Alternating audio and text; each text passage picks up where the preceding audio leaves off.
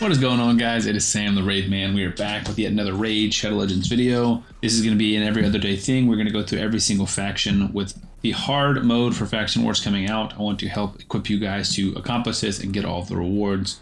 So we're going through every faction doing top 10 champions with one rare honorable mention and one epic honorable mention. And this is typically for Faction Wars, but general utility as well. Starting off in the Sacred Order faction today, this is the third episode. The rare and the epic could place higher if I think they're better than some of the other champions. In this case, I don't. But the rare I have, I think the rare is pretty easy. There's a ton of rares here, and a few of them are okay. But to me, the best for sure is Aethel. She's got the AoE with the extra chance of placing a crit. She's got some self-buffing on herself. She's got weaken on the A3 with a triple hit on the A1. It's not amazing, but I do think she's good. Potentially the uncommon Armager is above her. Not really for Faction Wars, but as a champion, potentially. And the Epic is a very different case. There's so many, right? There is, 24? But there are also so many amazing ones. So, like, not even telling you who I'm picking. Aethar, solid. Phoenix, godlike damage. Mordecai, really good. Deacon, godlike. Godseeker, godlike. Shamael, godlike. So many good champions. Cardinal, Lightsworn, good. Anchorite, good. Like, so many good champions. I think it is very, very difficult to pick the best one. This is your chance to get a free Karato Fox Hunter by clicking the link in the description now. You will get Karato as well as 3 amazing epics, Fane, Ugo, and Vergis. I have 4 simple steps for you to redeem this code. Step 1, log out of Play and Play on your PC and uninstall it. Step 2, click on the link in the description of this video and register with a brand new email address. Step 3, launch Raid and complete the tutorial. Final step, go to your inbox and collect your champions. This is your chance to get a great head start in Raid, so make sure you click on this link. Now, I think the best one for Faction Wars is for sure Godseeker and Ares. So that's who I have on the list. Personally, my pick would be Phoenix or Deacon. Deacon, I think, is one of the most versatile champions in the game. You can literally play him everywhere.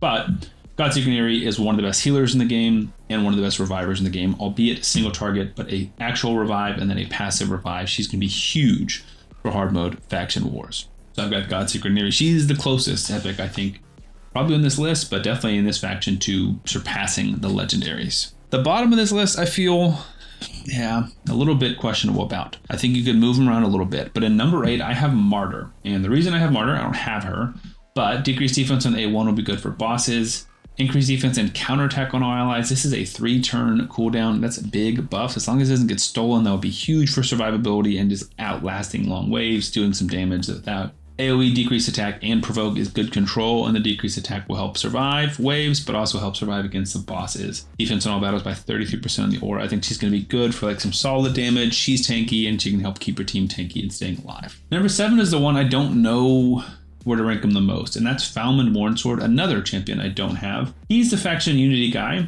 so he hits very hard. Got an AoE here for more buffs and debuffs. We'll ignore defense if they have no buffs, and then he hits harder, deals buff, hits harder for every turn that's been taken. So you could probably build him slow and then one-shot somebody. I don't really know the best way to build him for Faction Wars, but he hits very, very hard, I know that. Decrease the damage from hits taken by champion by 10% for each turn taken by an ally or enemy. So you can make him super, super tanky. All allies are immune to cooldown reducing effects that shouldn't be super relevant in Faction Wars. But this is cool. Places revive on death for 1 turn on an ally whenever their HP drops below 50%. That's pretty cool. I don't know if there's a cooldown on that, but that is pretty cool. It's only on one ally, so if everyone drops below 50%, then only one of them would get it. But that's very big. And then attack and crit rate. Let me know if you guys have Falman. How good is he? I know he can like nuke, but do we think he's top 5 or better than 7 for Faction Wars? I feel like he's too good not to include, so I have him questionably, tentatively at 7. Number 6, I have Astralon, who is an AoE stunner, and so I think he's one of the better control champions. 100% stun. He can remove perfect veil and stuff. He's got a really hard hitter here, and if he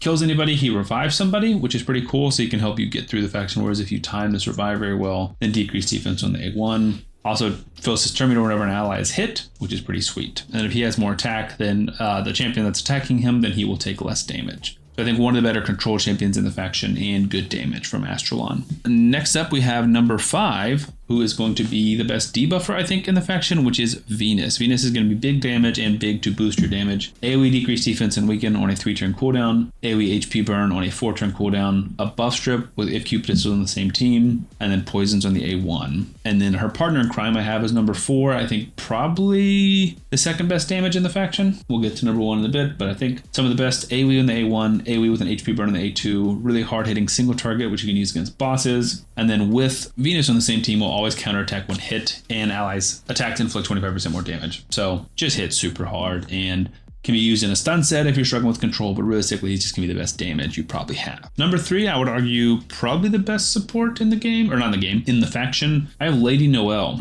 who is super slept on. She's got, or at least slept on by me. Maybe you guys understand how good she is. AoE, full revive, 3-turn cooldown, 50% HP, 50% turn meter, places freeze on all enemies. So she's reviving and crowd controlling. Target an ally, she can remove sheeps, or healing them.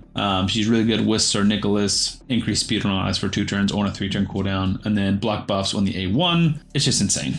Decreases the speed of enemies under freeze. This can be good for longer fights. And then if you're getting sheep, this will help as well. So I think she's going to be super clutch. I'm very excited to use her for Faction Wars. Number 2, I have Cardiel, who's got a excellent speed aura, a awesome ally attack, which will help you get through bosses, but also buff you and help you get through waves if they're very, very tanky. A super good cleanse on a 3-turn cooldown with block debuffs and revive on death that cannot be removed. And then an A1 that hits and also can true fear if they're under these certain factions. That's not typically super relevant, but it can be in Faction Wars. And then he can join in on ally attacks with his A1, which again heals everybody. So he's gonna be one of the best healers, and he's really just bringing a ton of utility. He's one of those guys that I just didn't realize how good he was until I started putting him in teams, and I'm like, every time he's in a team, it's helpful. Every time he just contributes a lot to the team, and he is so good. And then number 1, to the surprise of nobody, is Siegfried the Nephilim. He's amazing on both forms, obviously. He nukes super hard with Seraphic Wave, and then obviously if people start dying, he can switch to the other form, nuke everybody, and he can full cleanse, block damage, revive, block damage.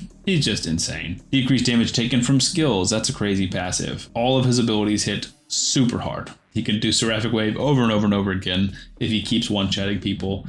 So that's kind of it. He's going to be hard to kill, and he's going to do a ton of damage. He is the cheat code for hard Faction Wars. So to recap, we have the rare Aethel as our number 10. We have the epic Godseeker Neri as a tight number 9. Number 8, we have a counterattacker and Martyr. Number 7, the faction Uni Champion and Falmond. But like I said, that could be moved.